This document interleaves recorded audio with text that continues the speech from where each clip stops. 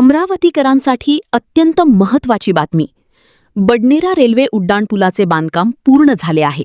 मात्र लोकार्पणाच्या प्रतीक्षेत हा पूल अद्यापही जनतेसाठी बंदच आहे. परिणामी नागरिकांना रोज वाहतूक कोंडी, अपघात आणि मनस्तापाचा सामना करावा लागत आहे. अमरावतीच्या बडनेरा शहरात नागरिकांचा संताप दिवसेंदिवस वाढत आहे. कोट्यवधी रुपयांचा रेल्वे उड्डाणपूल पूर्णपणे तयार असूनही तो अद्याप वाहतुकीसाठी खुला करण्यात आलेला नाही. दस्तूरनगर, MIDC आणि कोंडेश्वर मंदिराला जोडणारा हा महत्त्वाचा पूल बंद असल्यामुळे नागरिकांना जुन्या रेल्वे गेटवरच अवलंबून राहावे लागत आहे. रेल्वे गेट वारंवार बंद होत असल्याने तासनतास वाहतूक कोंडी होत आहे. त्यातच राष्ट्रीय महामार्गालगतच्या अरुंद पर्यायी मार्गावरून अवजड वाहनांची वर्दळ वाढल्याने अपघातांची मालिका सुरू असल्याचा आरोप स्थानिक नागरिकांनी केला आहे. वाहतूक कोंडीत अडकून अनेक प्रवाशांच्या गाड्या चुकत आहेत, तर रुग्णवाहिकांनाही वेळेत मार्ग मिळत नसल्याने गंभीर परिस्थिती निर्माण होत आहे. स्थानिक नागरिकांचा प्रश्न आहे, पूल तयार आहे, मग तो सुरू का होत नाही? केवळ एखाद्या नेत्याच्या उपलब्ध तारखेची वाट पाहत जनतेला वेठीस धरले जात आहे का? असा संतप्त सवाल आता बडनेरेकरांकडून उपस्थित केला जात आहे. नागरिकांनी प्रशासनाला तातडीने पूल वाहतुकीसाठी खुला करण्याची मागणी केली असून अन्यथा तीव्र आंदोलन छेडण्याचा इशाराही दिला आहे.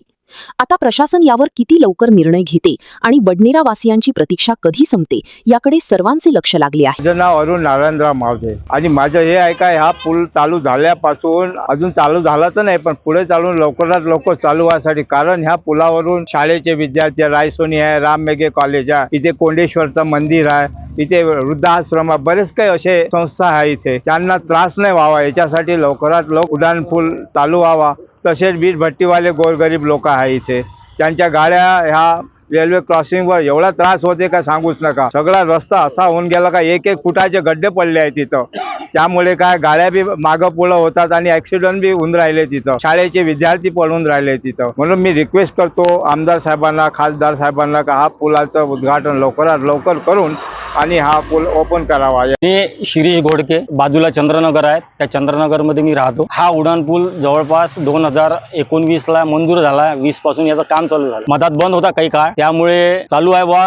लोक सगळे आनंदातही होते, जुनी वस्तीवाले, चंद्रनगरवाले, चला बा उड्डाण पूल होऊन राहिला. पण या उड्डाण पुलामुळे आम्हाला जो त्रास झाला या 5 वर्षामध्ये तो फक्त आम्हाला माहित आहे. कारण आम्हाला गाड्या नव्हत्या काढता येत, काहीच नव्हत्या काढता येत. कारण उड्डाण पूलवाल्यांनी खालचाही रस्ता बनवून ठेवला नव्हता व्यवस्थित. जे बनवून द्यायला पाहिजे होता सर्व्हिस रोड, तोही नव्हता दिला. तरी बुवा चला विकास होऊन राहिला म्हणून त्यावेळेसही आम्ही कोणत्या पद्धतीने आंदोलनं केली नाही, काही केली नाही. नाहीतर आम्ही भांडणं आमचे नेहमीच होत होते. पण आता या परिस्थितीला हा उड्डाण पूल पूर्ण झालेला आहे. तरी प्रशासनाला अशी मागणी आहे, माननीय आमदार साहेबाला अशी मागणी आहे की लवकरात लवकर या उड्डाण पुलाचं लोकार्पण करावं. माझं नाव दिनेश बेरड, मी चंद्रनगर जुनी वस्ती बडनेरा इथे राहतो. बांधकाम चालू झालं त्यावेळेस पासून बारीपुरा, चंद्रनगर इथल्या जे लोक आहेत त्यांना खूप त्रास झाला. खूपच चंद्रनगर वासियांना तर खूपच झाला. कारण जे यांनी रोड बंद केले होते, चंद्रनगर मधून यांनी मोठे मोठे वाहतूक काढली. तिथचे रस्ते पूर्ण, चंद्रनगरचे रस्ते पूर्ण खराब झाले.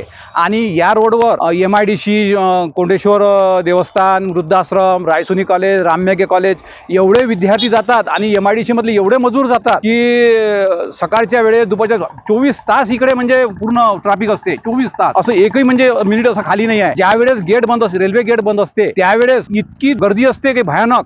गाडी कुठून काढा, कुठून नाही, काय नाही, कितीतरी अपघात झालेले आहे. बस एवढं माझं म्हणणं आहे का हे लवकरात लवकर लोकांसाठी लवकरात लवकर खुला करून द्यावा.